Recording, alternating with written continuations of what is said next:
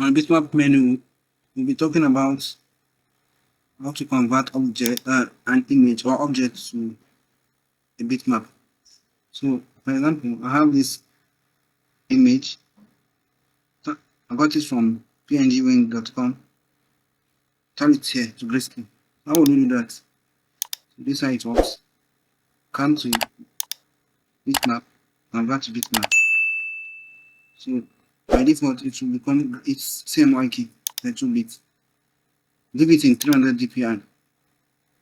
The resolution should be in 300 dpi. Change the mode. You change the mode or leave it in the CMY key. But I want to change the mode, color mode to grayscale.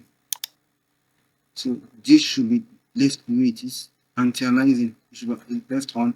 Transparency background should be left on. So this is the size of the document, of the file image or text object. Yeah, click OK.